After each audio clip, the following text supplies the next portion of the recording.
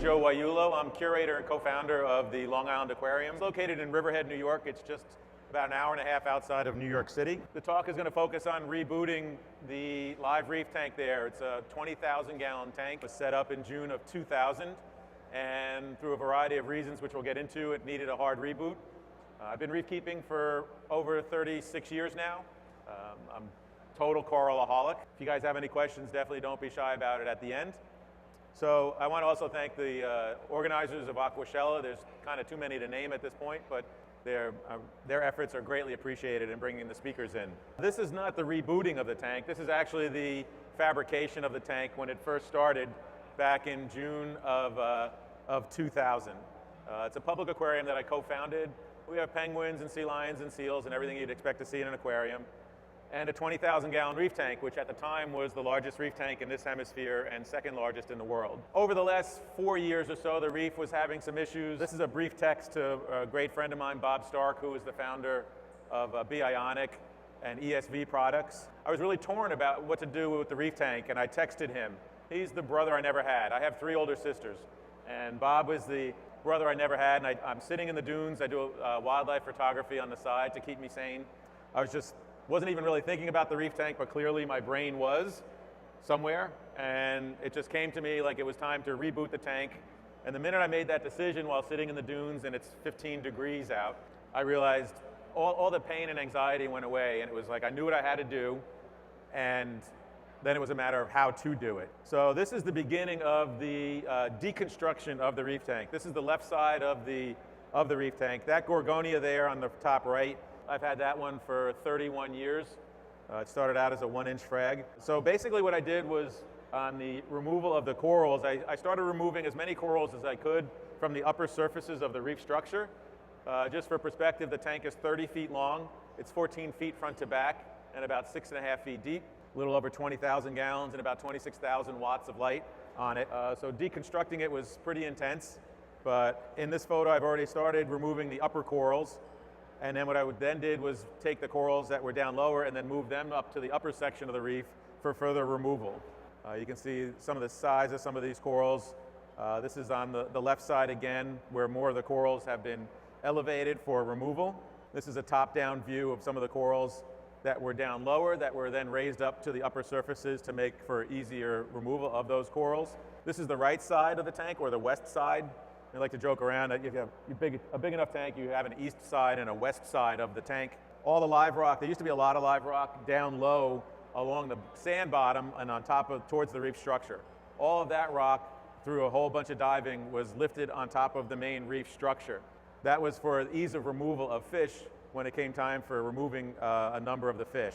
So as you can imagine, there was a lot of critters to remove from this tank. Lots of sea urchins, lots of coral, lots of fish.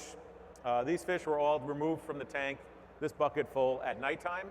Just going in at night with a bright flashlight, you can kind of jack them with a flashlight. So a lot of fish were removed in that method. This is another top-down view of removing some corals. A lot of soft corals were then just put into this net and then lifted to the surface as well, just to minimize the amount of diving that I had to do in the tank. Even removing some of the giant clams was done by putting the clams into these nets and then lifting them up to the surface. On the left side of the tank, there was a large colony of Heteractis magnifica anemones, about 20 of them. They were quite interesting to remove. Some of them were on small enough rock that I could take out. Other ones, I just chipped the rock down as small as I could get it to then remove the anemones from the tank. So that's them on the top left there. They were then placed into buckets and then put into buckets and then removed to holding tanks. This is diving in the tank, to try and give you guys a scale of some of the sizes of the corals that we were dealing with as far as removal. This is a short video. I'm going to probably end it before, but so I'm working on the left side here. My girlfriend Gail is filming. Sea urchin that I had put in the bucket is slowly working his way out. She realizes I can't see it. Eventually the urchin does climb out of the bucket, but I did realize it and put it back in. A lot of the corals, of course, had been fused and grown onto the reef structure proper, and a lot of those had to be removed by chipping them out with hammers and chisels. That's the Gorgonia there. And a lot of the corals were then placed into buckets. Here I am coming back from chipping away some corals, realizing the urchin has made his great escape out of the bucket, and he's hiding behind the bucket. So I gave him a what for and then put him back in the bucket. So fancy hat there with some magnifica anemones. It was a very emotional thing to take this tank down. This was a tank, essentially my life's work. And to take it down was pretty emotional, but it was something that was necessary. One good thing about working, it was 7 weeks. Yeah, 7 weeks with no days off, many late nights working. But we do catering at the aquarium, and I want to thank catering for fueling me on the nights when I didn't go home for dinner or anything, and got some really good food in front of the reef tank for a quick break. So then we had to place the corals elsewhere. So we improvised a lot. This is a large holding pool in the back. You got a bunch of max spec LEDs, and I'd like to thank Max Spec for donating a lot of stuff to the aquarium to help make this project work out. This is a 12-foot diameter tub, 4 feet deep. And then a lot of the gorgonia were removed. I didn't want a lot of the base rock attached with the corals because there was unwanted hitchhikers on those base rocks. So a lot of the gorgonia were just hung on line. Again, Alex at Abiz is a great supporter of the aquarium, had donated the Abiz 400 for circulation within this tank. So here is pretty much all the corals, except for a few, have been removed from the tank. All the live rock, there used to be a lot of live rock down in that sand. So this reef structure, the base reef structure, is built out of quarried limestone rock. Marco rock didn't exist at the time. So there's 30,000 pounds of quarried limestone in this rock, and it has about 10,000 pounds of live rock on top of it. And a lot of the live rock that was down on these lower sections was, again, lifted up onto the reef structure so that when it came time to drop the water level to remove the last of the fish, we'd be able to get under there and scoop those fish out. So this is D-Day. This is the day we're dropping the tank. Water, like everything's totally committed. I changed the photo periods so the lights would come on earlier in the morning, so the fish would wake up and come out of the rocks, and I would feed them early in the morning, try and really, for about a week beforehand, just try and condition them to stay out of the rock work as much as possible, especially as the tank was dropping. So this is the water level going down more. See the fish are staying out. This is a scary time. That's, I gotta tell you, man. Then this is no going back. Like once this is happening, it's not like, well, let's not do this. It's go time. So once we got the water down low enough, myself and some of the staff got in chest waders. In some of the sections of the tank, I had dug some of the sand out to create these depressions, so that would create natural pools. So as the water level was going down, the fish would then go to those pools, and that worked out pretty well. So we scooped out a bunch of fish this way, and then this is what you're left with. So again, just for perspective, this is 30 feet long, 14 feet front to back, 7 feet deep, and all the live rock's been lifted up onto the reef structure. So as I was looking at it, I really hadn't given much thought to some of the restructuring of the reef tank, except for a couple of basic ideas.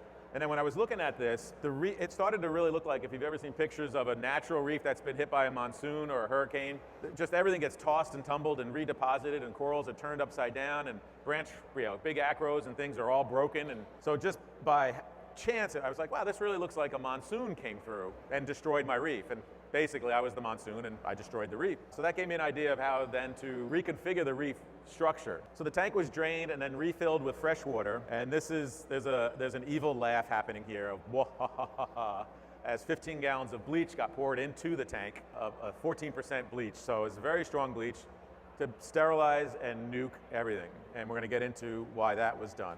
So at this point, everything that I wanted out of the tank is out of the tank. And this is what 20,000 gallons of a bleached coral tank looks like. And now you got to remember, this is public display also. It's not in your basement, it's not in your living room where no one can see it. So at certain points we did mask off the tank, but for a lot of it we did keep it open so the public could see what was happening.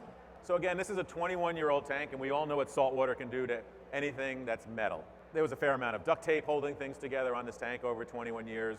There was a fair amount of rust on some things. So that was one of the components to rebuilding the reef tank, was to address some of these concerns that have accumulated over the years. So this was one of the walkways above the reef tank. There was some concrete damage, so there was rust inhibitor that I painted on there and sealed it up with another coat. I don't have a picture of it, and then this was all encased in PVC sheet plastic material. So that this is all now completely removed from the salt water. This is one of the penetrations through 12-inch thick wall concrete. There's link seals on the other side of these. Can't really get to them. They were leaking just a little bit, but you can't really get to them. And these are 22-year-old bolts. These link seals work by compression. You put them on a collar and you turn down the nuts and it squeezes the gasket. But you don't touch 21-year-old bolts on a through wall of a tank. And it was just a slight drip. So what I did was backfilled the holes with expansion foam, carved the expansion foam down, and then resealed over that with 795 silicone. And that took care of that. So mechanical issues were a component of redoing the reef tank, and then the biological issues. Now, I never was really concerned about Asterina stars, but I do believe that some of them are horrible. So there's no absolutes, right? There's very few absolutes in the animal kingdom. Most Asterinas are harmless. Some definitely develop a taste for corals. And then if they get into quantity, that's where some of the issue comes in. So the quantity of the Asterinas became an issue within the tank. And in 20,000 gallons, you can't put in harlequin shrimp. That you can, but then your triggerfish will eat them. So again, this is all part of the whole redo. There's a photosynthetic sponge called Calospongia. It's very fast growing, and I've yet to find anything that eats it. And this became quite invasive, especially it would get into some of the coral heads are this big of stylophores, and it would come up through the middle of them and then grow out and smother the corals. Another issue of that, something that had gotten out of hand in the tank that needed to be addressed. Another major issue was the curlicue anemones. Not so much Aptasia. My butterflies took care of them, but they would not go near, and I don't know my Latin names very well, and I don't even know the Latin name of this, but these curlicue anemones, nothing was eating them. And they were prolific, and they would do the same thing. They'd march into the middle of your nicest corals and then march their way up through them and stinging and killing them. So that was another reason of adding 15 gallons of bleach. Also, just the unknowns of a 21-year-old reef tank. You hear all these horror stories about different worms and things, so there were some unknowns. And I did find quite a few quite large worms when I was breaking down the tank. But the main thing that the tank was taken down for was Palaethoas. And if you saw Sanjay's talk earlier, he referenced a few stories of them. And not to scare anyone off Palaethoas, but you really should know what you're dealing with. And again, there's no absolutes. Some of them are completely harmless. And some of them will put you in the hospital, cause neurological damage, and really cause some major significant issues. Pets dying from, it's just, families getting hospitalized.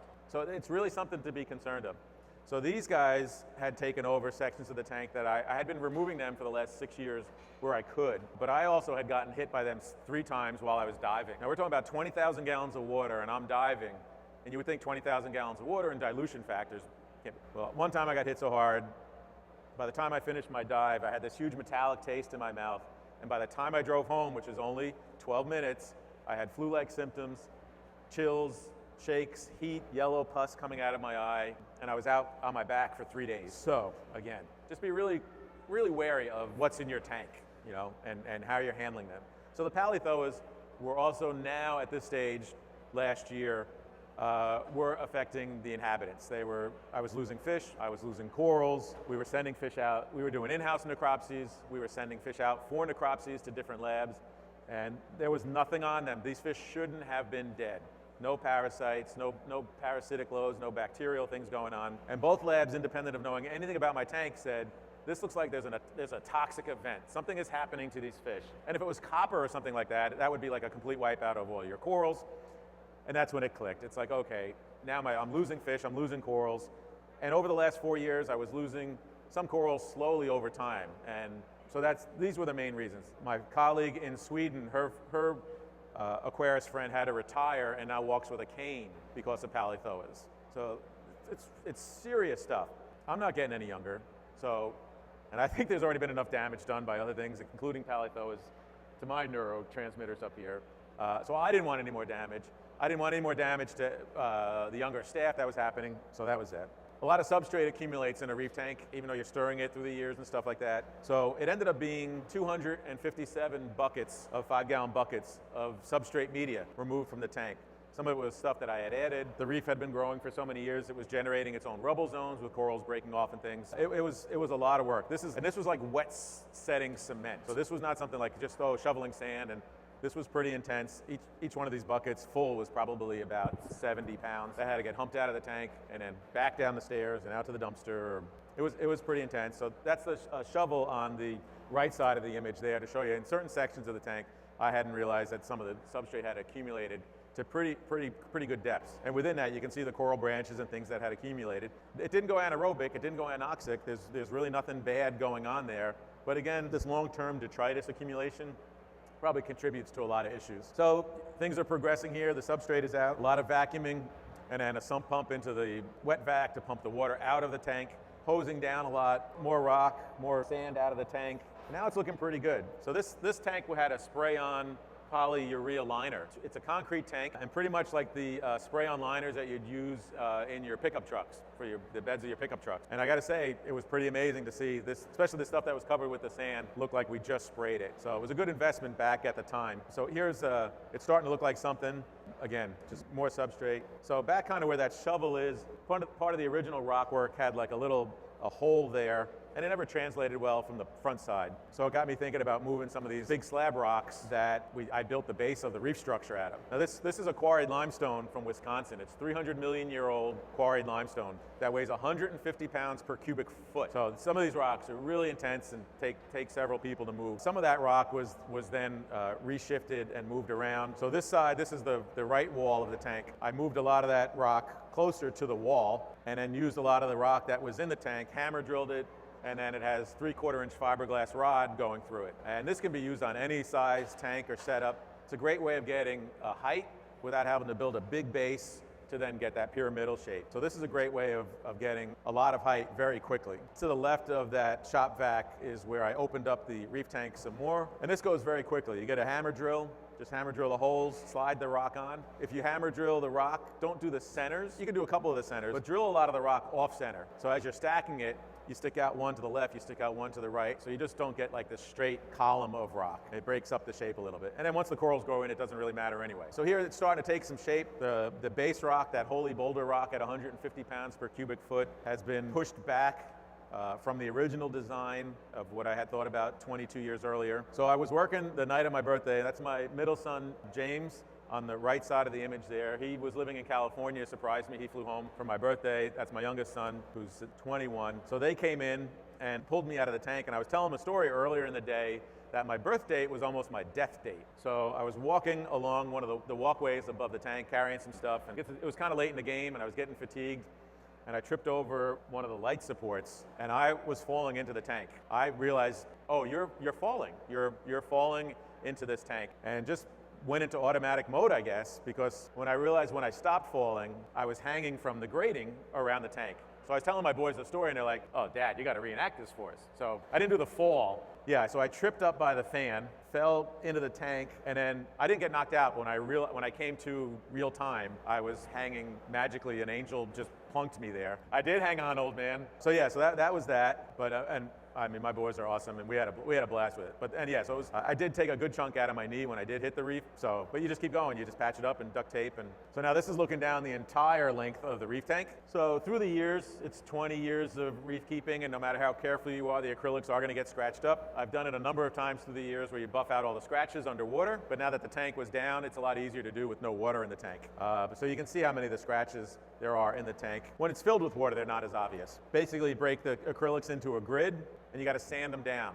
And it's horrific because you have to make them look a lot worse before you make them look better. And this is the reef tank there, and so you're sanding them down with a rough grit, and then you're using a smoother grit successfully back to then bring it back up to a polish. So this is looking through one of the panels that was almost done. And there's a panel just that I was testing stuff out on, and you can't see the panel now. So that was a good use of this time also. So this is using Trizac pads, courtesy of Mitch Carl, referred the Trizac pads to me.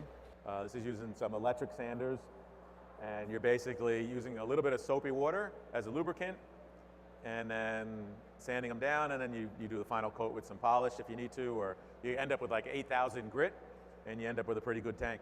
So you can bring a 22-year-old acrylic back to looking brand new. More.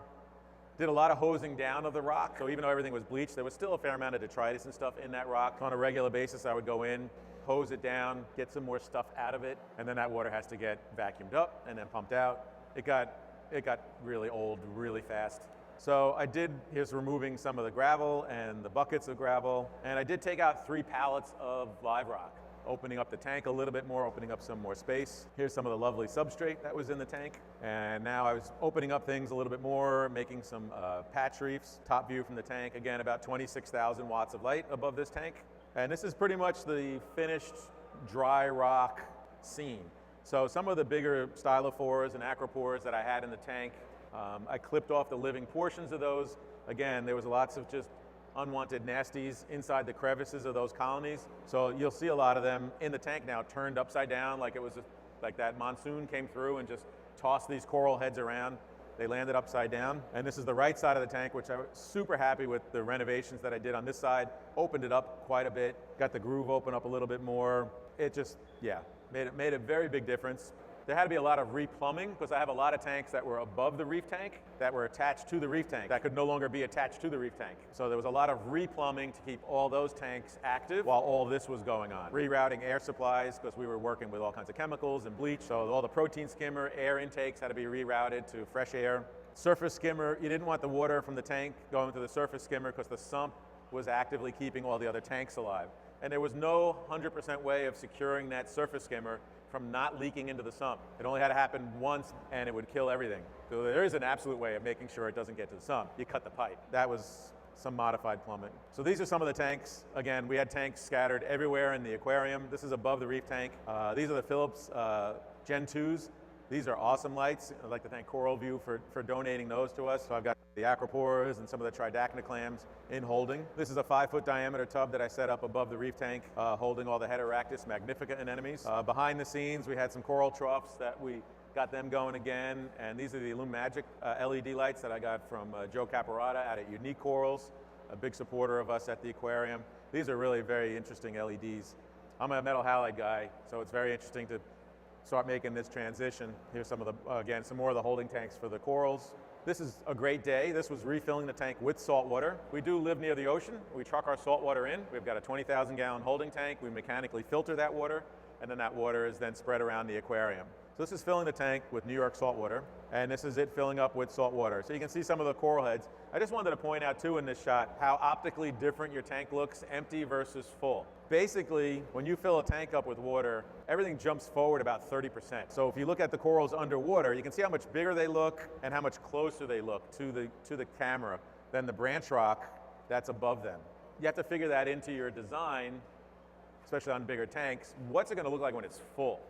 Because everything jumps forward and out. The initial design back in 1999 was pretty good. I was pretty happy with a lot of it. And there were a few things I was like, oh, I should have moved this over a little more. And it was really nice to be able to do that now. So again, this is just filling the tank up. You can see some of these. So some of these stylophores skeletons they're 48 pounds, just for perspective. They're this big. So our local salinity is not up to par with reef salinity. It's a little bit lower, and it's lower in everything, calcium and magnesium and everything else. Thankfully, Bob Stark helped me out, and with his salt mix, I was able to take our natural seawater and bump it up to the salinity that I was looking for. So running the tank, getting it running with the salt water, I was hoping that it wouldn't happen, but it did. There was a fair amount of ammonia and nitrite. I haven't dealt with ammonia and nitrite in a tank in forever.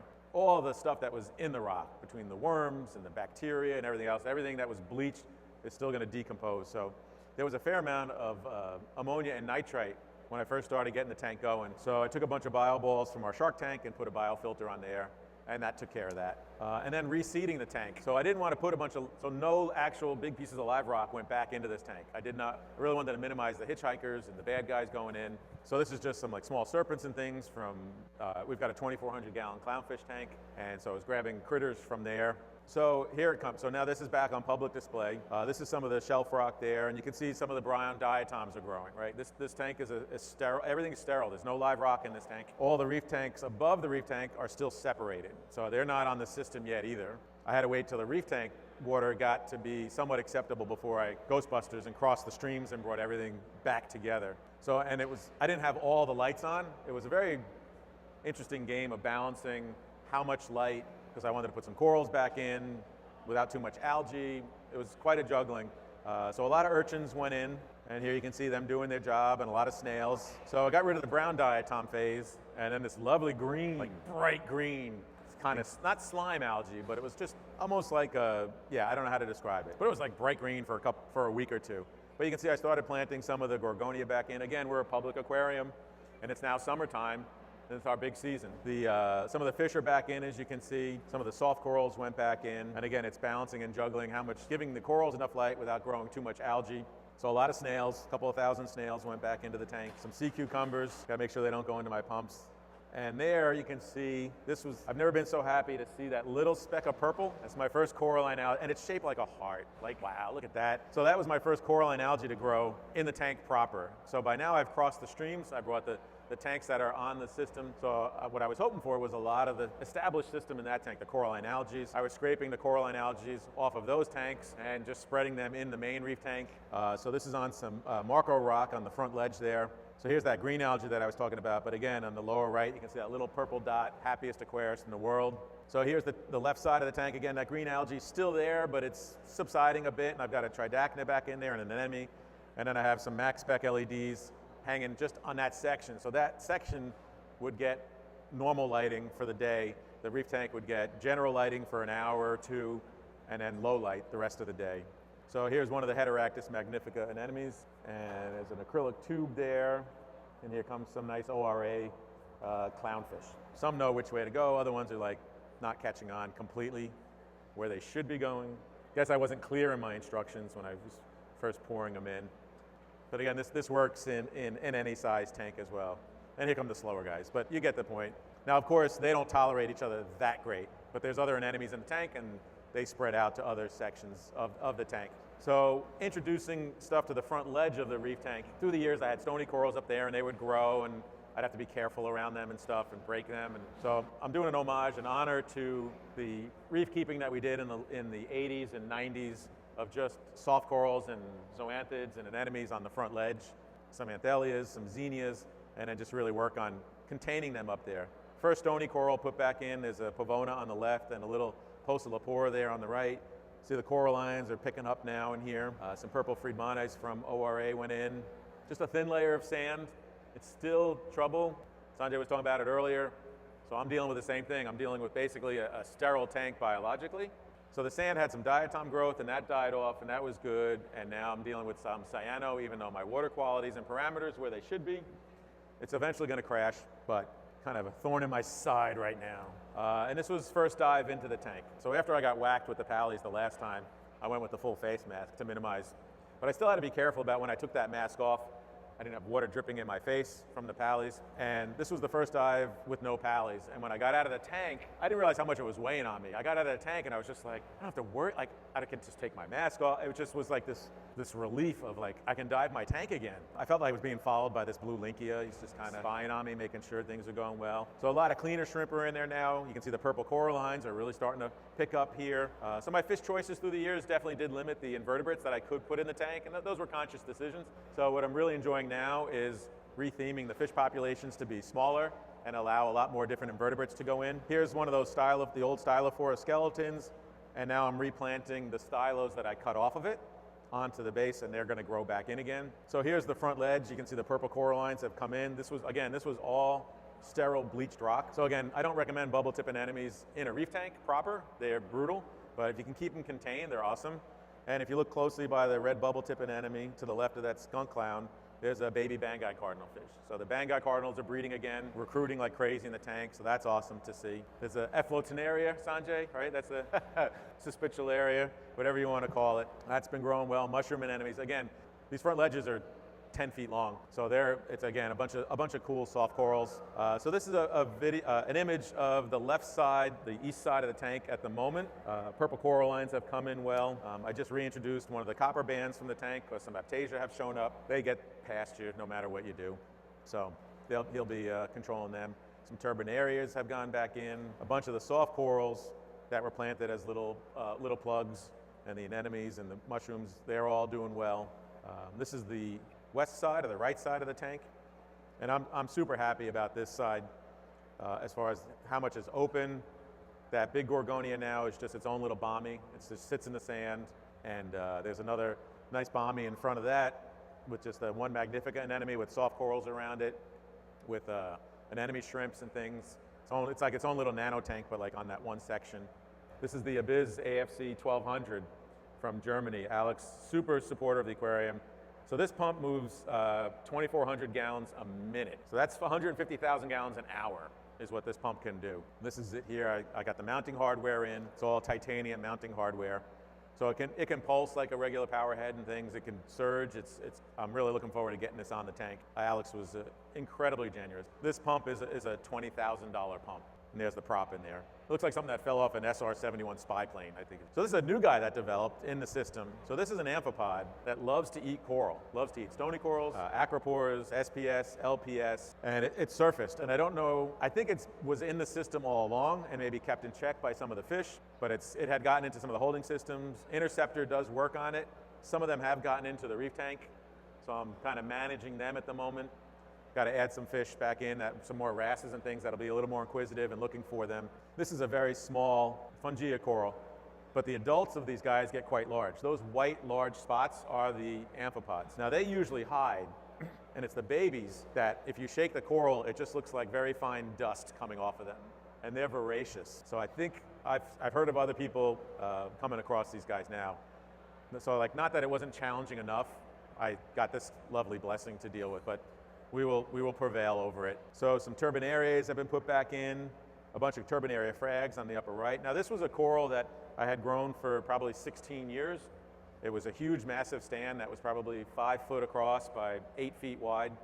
And over the last 4 years, it slowly degraded. And now that I see how these little amphipods take out corals, I feel they were in the tank also and just were flying under the radar and eating the corals slowly. So for years, I haven't been able to grow turbinarias in this tank, and that was really painful for me.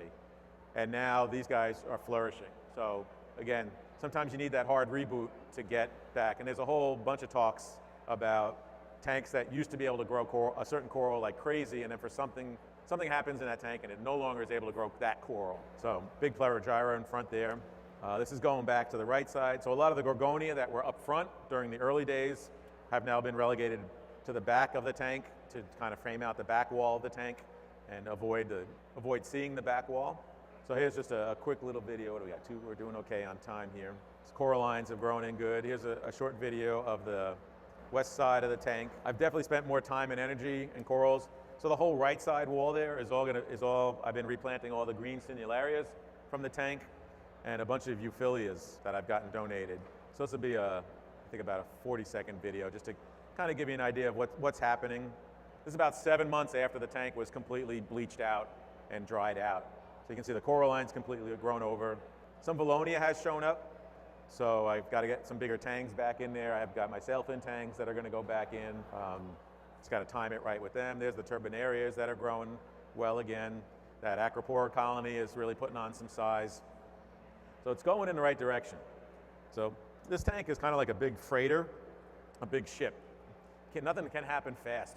You just have like this center line of where you want it to go, and you just can nudge it, and you're just kind of constantly just nudging it, hoping to stay on that center line. This is a video of the right side of the tank. So the whole right side too, that whole horseshoe there on that lagoon, I'll show you when it comes back up again. So yeah, this is a lot of the softies. So this whole lagoon where those Monty caps are, I've got a bunch of frags, I'm planting a bunch more. It's gonna be one huge horseshoe of Monty caps about a foot off the sand around the whole thing. So that'll be a lot of fun. And a lot more SPS are going back in the tank now too, that the other ones that I first put in are doing well. So, and I'd like to thank, I've got a bunch of people to thank, but Steve Harder from Georgia Aquarium sent me some awesome corals. We have quite a network of public aquariums, and I've been sending corals out for years to local hobbyists, to reef clubs, to public aquaria, and Steve sent me back a bunch of nice coral. Kevin Curley from the Seas down here sent me a bunch. Matt from Albuquerque Biopark Aquarium. Fernando at Scripps Institute. Travis from Adventure Aquarium. Really great support in sending some corals back my way, which is really awesome. And it's even corals that I never even had, so that's even more exciting, right? So yeah, that's where I'm at. I'm about 6-7 months into rebooting a 20,000 gallon reef tank. And I'm looking forward to 2022. It's kind of reinvigorated my career and my interest in reef keeping. This is a snowy owl. They visit Long Island. I'm up in New York. So this is a shot I took about a week before I came down here. We've got snowy owls, and I spend a lot of time freezing my butt off watching these guys, and they're awesome. And this picture just really captures, like, yeah, very aggressive. So that's pretty much all I got. I actually did pretty good on time. If anybody has any questions on anything, don't be shy. If you're thinking of it, I can guarantee you someone else in the audience is also thinking that question. If not, no worries. Come visit. Definitely find me on Facebook. let me know if you're coming up, do a behind the scenes tour and show you guys around. I'd be happy to do that as well. So thank you very much.